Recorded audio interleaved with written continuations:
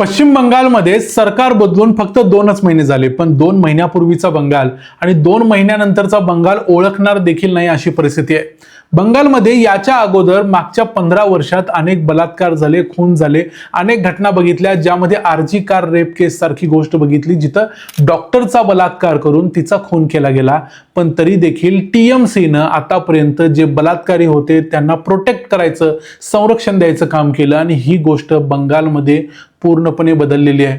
अर्थात अशा गोष्टी बंदच झाल्या पाहिजेत, पण पहिली महत्त्वाची गोष्ट आहे, जे गुन्हेगार असतात त्यांना धाक वाटला पाहिजे आणि गुन्हेगारांना धाक बसवण्याचं काम सुवेंदू अधिकारींच्या बंगालमधल्या सरकारनं केलं आणि त्याबद्दल त्यांचं कौतुकच करायला पाहिजे. आता कायदा सुव्यवस्थेचा प्रश्न ज्यांना उपस्थित करायचा आहे ते करतील, पण मुद्दा हा आहे की बंगाल पूर्णपणे बदलला आहे. नेमकं सुवेंदू अधिकाऱ्यांनी काय केलं? कारण बारुईपूरमध्ये एका 12 वर्षाच्या मुलीचा बलात्कार करून खून झाला आणि त्या बलात्काराला सुवेंदू अधिकाऱ्यांनी कशा पद्धतीनं ट्रीट केलं ते जर बघितलं तर तुम्हीही हेच म्हणाल.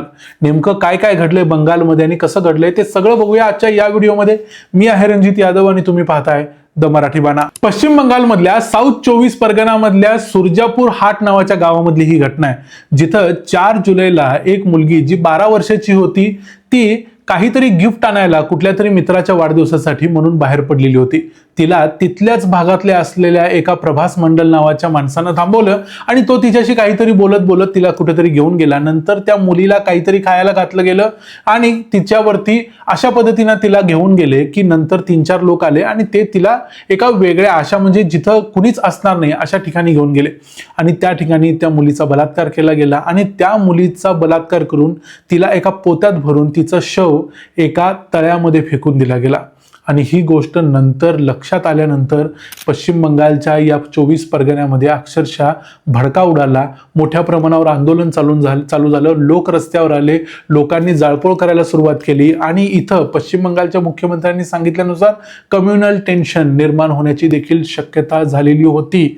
ज्या रिक्षावाल्यानं या मुलीला त्याच्या रिक्षातून नेलं किंवा या बलात्कारी करणाऱ्यांना मदत केली त्या रिक्षावाल्याचा देखील लोकांनी मारून मारून रस्त्यावर खून केला. इतका भयानक हिंसाचार इथं बोकाळलेला होता आणि यावेळी पोलिसांनी काही आरोपींना अटक केलेली होती. त्यापैकी एक होता प्रभास मंडल आणि आणखी काही 3 ते 4 आरोपी होते. या सर्वांना अटक झालेली होती.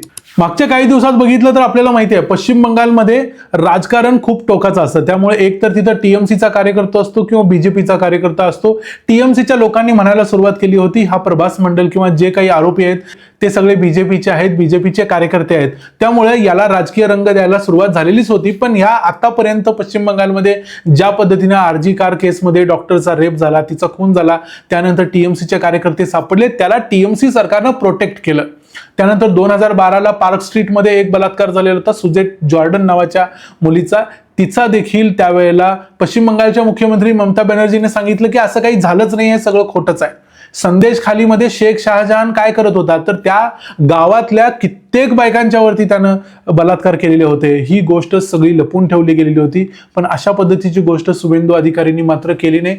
सुवेंदू अधिकारी हे पश्चिम बंगालचे आतापर्यंतचे पूर्णपणे वेगळे मुख्यमंत्री ठरलेले आहेत आणि त्यांनी नेमकं काय केलं तर त्यांनी पोलिसांना खुली सूट दिली. पोलीस जे करायचं ते करू शकतात अशा पद्धतीची सूट दिल्यानंतर अर्थात ऑफिशियली या गोष्टी कोणीही मान्य करत नाहीत. पोलिसांनी सांगितलं की आम्ही रात्री 12 वाजता म्हणजे 8 तारखेला रात्री 12:45 आम्ही प्रभास मंडल या आरोपीला घेऊन गेलो. कुठं?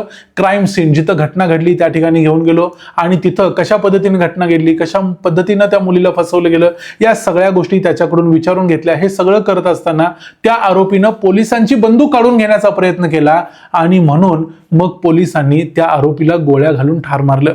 अर्थात प्रभास मंडलचा निकाल जागेवर लावला गेला. प्रभास मंडलला भलेही बीजेपीचा कार्यकर्ता म्हणा, काही म्हणा, त्या माणसाचा आता एन्काउंटर झालेला आहे. आता मुद्दा असा आहे की पश्चिम बंगालमध्ये एवढ्या पटकन जो न्याय दिला, या न्याय दिल्याबद्दल त्या मुलीचे आई आणि वडील या दोघांनी देखील पश्चिम बंगाल सरकारचे आभार मानलेले आहेत. कारण पश्चिम बंगालमध्ये या गोष्टी आजपर्यंत घडत नव्हत्या. पश्चिम बंगालमध्ये मागच्या 50 वर्षात कुठलाही एन्काउंटर झालेला नाही. आता याबद्दल मोठा आवाज उठवला जातो विरोधी पक्षाकडून. आतापर्यंत पोलीस अशा पद्धतीच्या काही गोष्टी करत नव्हते. आता विरोधी पक्ष म्हणायला लागलाय की पोलीस हे जंगल राज आहे. ममता बॅनर्जींच्या ज्या कट्टर कार्यकर्त्या आहेत त्या महुआ मोइत्रा आता म्हणतायत की बीजेपी शासनामध्ये कायदा आणि सुव्यवस्था पूर्णपणे संपलेली आहे. शुभेंदू अधिकारी हे जंगल राज चालवत आहेत आणि त्यांनी सांगितलं की अशा पद्धतीने प्रभास मंडलचा जो एन्काउंटर झालाय तो पूर्णपणे चुकीचा आहे आणि या गोष्टी बंद झाल्या पाहिजेत. महुआ मोइत्रांनी एक गोष्ट मात्र इथं जबरदस्त सांगितली. त्या म्हणाल्या की पश्चिम बंगालचा उत्तर प्रदेश होतोय, म्हणजे पश्चिम बंगालचा तुम्ही आतापर्यंत बांगलादेश केला त्याचं काय? पश्चिम बंगालचा बांगलादेश झालेला चालेल यांना, पण पश्चिम बंगालचा उत्तर प्रदेश व्हायला नको. उत्तर प्रदेशमध्ये मागच्या 10 वर्षात कायदा सुव्यवस्था जागेवर आलेली आहे आणि हे आम्ही स्वतः उत्तर प्रदेशमध्ये गेलो त्या वेळेला अनुभवलेलं देखील आहे. पण ही गोष्ट आता पश्चिम बंगालमध्ये व्हायला लागलेली आहे. कायदा सुव्यवस्था यायला लागलेली आहे, पोलिसांचा धाक लोकांना वाटायला लागलाय. ही गोष्ट महुआ मोइत्रांना निगेटिव्ह वाटते. त्यांनी निगेटिव्हली या गोष्टी सांगायचा प्रयत्न केला की पश्चिम बंगालचा उत्तर प्रदेश होतोय, पण ऍक्च्युली असं जर होत असेल तर ही चांगलीच गोष्ट आहे, कारण उत्तर प्रदेशमध्ये कायद्याचा धाक आहे जो पश्चिम बंगालमध्ये नाही आहे.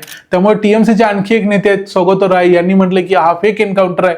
एन्काउंटर फेक आहे की नाही याच्याबद्दल कुणीही आज जायची गरज नाही, कारण अशा प्रकारचे एन्काउंटर हे बरेच वेळा फेक असतात. हे जरी मान्य केलं तरी देखील आरोपी ज्या पद्धतीची ही घटना होती, एका 12 वर्षाच्या मुलीला तेही आपल्या लोकॅलिटी मधल्या फसवून तिच्यावरती असा काहीतरी बलात्कार करू शकतो. जाती धर्म जर वेगळा असेल तर करू शकतो. या गोष्टींचा जो कॉन्फिडन्स कुठलाही असू दे, मग हिंदू असू दे किंवा मुस्लिम असू दे, माणसाला वाटत असेल तर त्याच्यासाठी हीच शिक्षा आहे आणि ही शिक्षा मिळाली पाहिजे.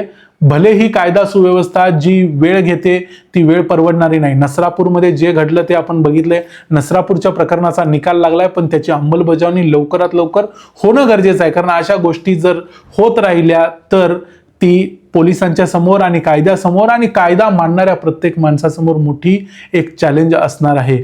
त्यामुळं पश्चिम बंगाल सरकारनं जे केलं किंवा पश्चिम बंगालच्या पोलिसांनी जे पहिल्यांदा केलं त्याच्याबद्दल त्यांचं अभिनंदनच करायला पाहिजे. या सर्व प्रकरणाबद्दल तुमचं काय मत आहे ते आम्हाला सांगा. आणि टीएमसी, ज्या टीएमसीनं आतापर्यंत गुंडांना प्रोटेक्ट केलं, ज्या टीएमसीनं आतापर्यंत बलात्कारांना प्रोटेक्ट केलं, त्यांना विरोधी पक्षात बसून आपलं राजकारण शेकता आलं नाही याचं त्यांना दुःख होतंय की काय असा प्रश्न पडलाय. कारण हा जर आरोपी जिवंत राहिला असता तर ते बीजेपीवर आरोप करू शकले असते की बलात्कारांना शिक्षा लवकर होत नाही म्हणून, पण बलात्कारांना शिक्षा झालेली आहे ती यूपी स्टाईलमध्ये झाली म्हणून काय बिघडलं?